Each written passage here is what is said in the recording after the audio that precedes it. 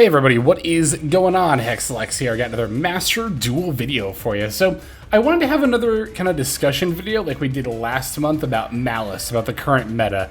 Got some Ryzeal games playing in the background here because that is going to be the most relevant point of this discussion, as Ryzeal is the most relevant change to the meta since last month. So how are we feeling about the Master Duel ranked ladder metagame ever since the introduction of Ryzeal? Last month, I was really not feeling very optimistic about Master Duel.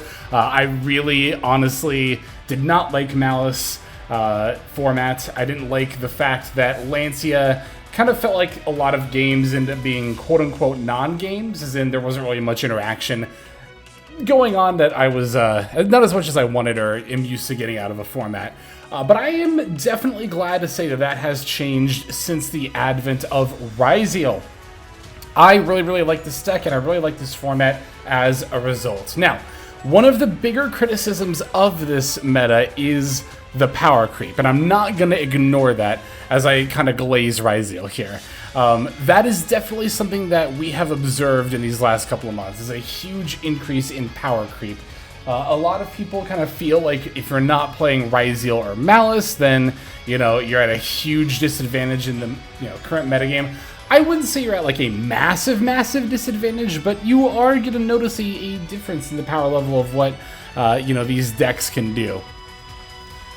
One thing that Ryzeal is particularly praised for is the fact that it doesn't do a lot of negates, it just destroys instead.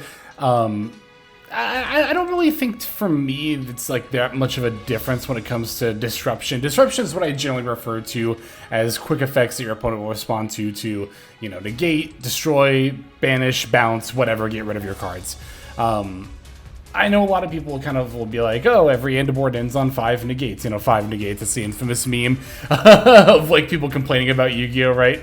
But yeah, I don't know. Ryzeal definitely still puts out a comparable number of disruptions to something like, quote-unquote 5 negates.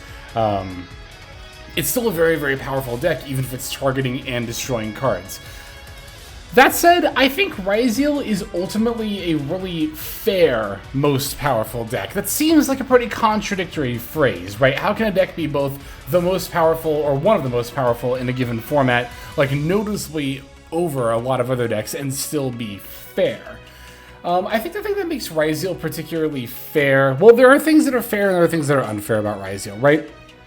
The thing that strikes to me about Ryzeal as particularly fair is the fact that, one, it does have some pretty natural counters, Droll and Lockbird being the most prominent one, but also just having your detonator negated, right?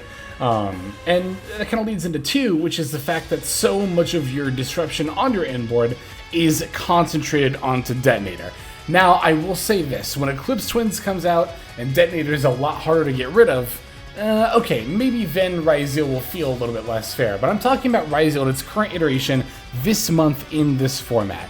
And I think that Ryzeal has some pretty natural built-in weaknesses when it comes to its end board.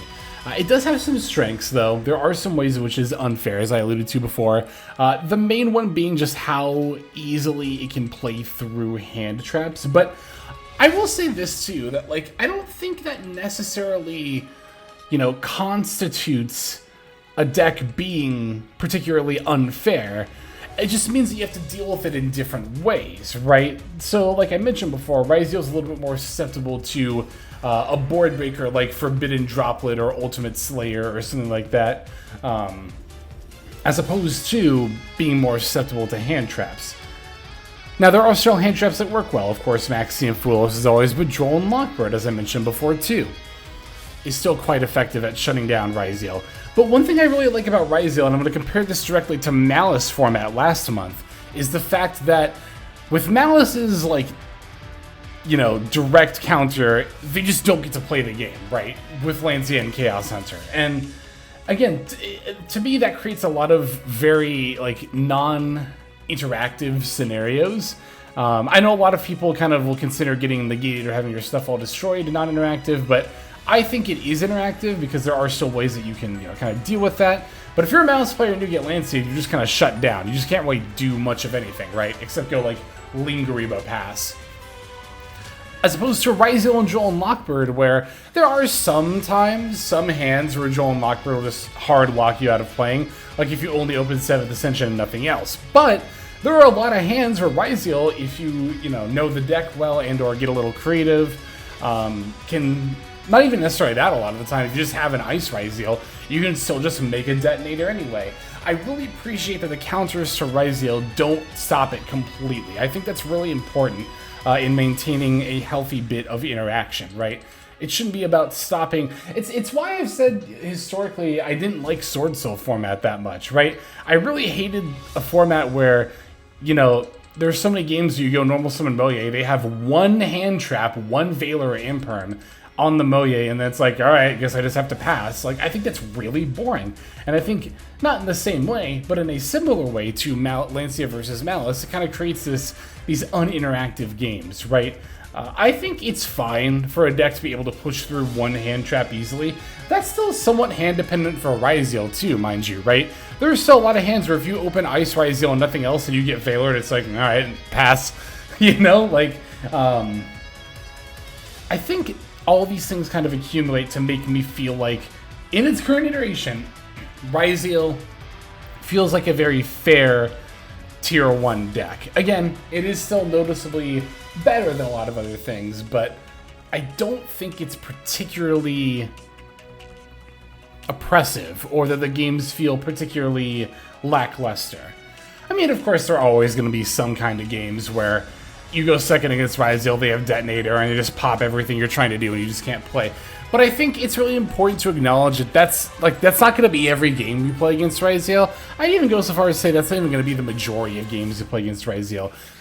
Assuming, of course, that you're, using your negates and hand traps well, and that you've deck built appropriately for the format, and all that kind of stuff, right?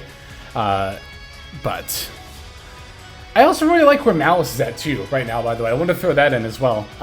It's not just that I like Ryzeal and hate Malice. Malice just feels... I just really hated Lancia. I just really, really hated Lancia. Now, I don't think that Lancia is, the worst card you could be playing. I know everyone's going to be like, but Lex, you just made that video last week about hand trap update, and you're saying that you shouldn't play Lancia anymore. And I think that generally speaking, yeah, you shouldn't be playing Lancia anymore. There are still some scenarios where I could see it being justified. If you're... I think somebody pointed this out in the comment section recently. If you're playing Malice, I don't think having one Lancia as a cross-out target is a horrible idea. I certainly play a lot of cross-out targets myself. I've seen other people say that Lancia is fine to play in Ryzeal because you can search it off of 7th Tachyon, but that would require you devoting an extra slot to a rank 5. Also, in what scenario realistically are you going to do that? It's okay, if I open 7th Tachyon, if I have another starter, then I could, Tachyon for Lancia, and if they're playing Malice, then that might be enough to stop them. It will probably be enough to stop them, to be fair. But also, to be fair, I said if 3 times in that sentence, right? You're jumping through a lot of hoops to kind of, justify that, in my opinion. Also, I feel like if you open a starter plus 7th Tachyon, you're still going to be better off searching an extender more often than not anyway, right? It just feels a little win more. I think that's how I feel about Lancia in general in a lot of decks right now, is that it feels like you're just trying too hard to counter, one specific deck. I don't think the answer is necessarily to play alright, I play 2 Lancia in case I go against Malice, and then 2 Joel in case I go against Ryzeal, and then I'll play Heavy Storm in case I go against Stun, and I'll go play going second card in case I go second. I'm not a fan of that kind of deck building. I think you're just diluting your deck and making it overall worse in any given scenario. I prefer a more generalized approach, which is why I'm not a big fan of Lancia. But anyway, yeah, here's my build, and honestly, like I said, I've been having a lot of fun playing, honestly, both with and against Ryzeal in this meta. Not just Ryzeal, but Malice. I like how things have shaped up. I like how the power level feels like it has sort of... Or not the power level, but the hand trap dynamic is what I meant to say. Has felt like it's balanced out. But the power level, I can definitely see people's argument that that is not balanced out. So let me know what you think in the comments below, what you think of the meta in particular. Yeah, when it comes to people saying that, this kind of meta isn't great, that 2-deck formats are boring, I can honestly see where they're coming from. I don't 100% disagree with that. I don't 100% agree that we're in a 2-deck format. I don't think that... It's not like Ryzeal and Malice are, like, independently, you know, the level of, like, where Tier Limits was at. I think that there are definitely a lot of viable strategies you can still get away with in this meta. Not just get away with either, but that are still, like, you know, very good, right? But I do think that a lot of it will come down to making good tech choices for not just one deck, but the general meta as a whole. And I think it also does kind of come down to being able to navigate through any given game and play against it well, right? Like, if you've got one imperm against Ryzeal, knowing whether you want to use it right off the bat or try to hold it for a detonator. There are situations where either of those could be correct. It's usually pretty hand dependent. That's why hand trap guides are really hard to make a lot of the time. It's not like you can always use a hand trap in one spot.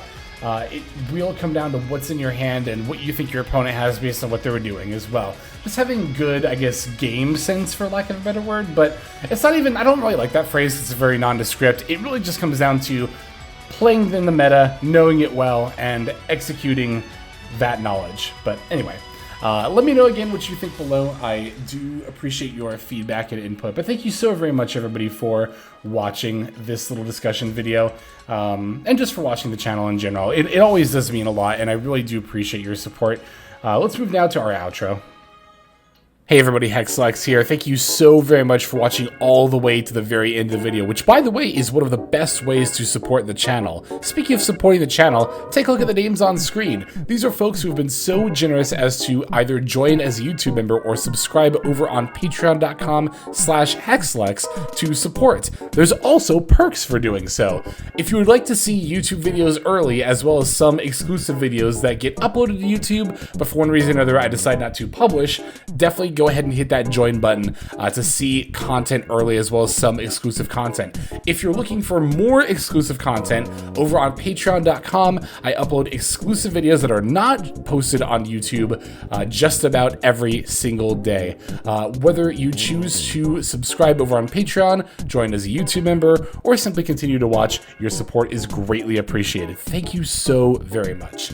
But for now, this is Hexlex. I am signing out, and I hope that you have a fantastic day.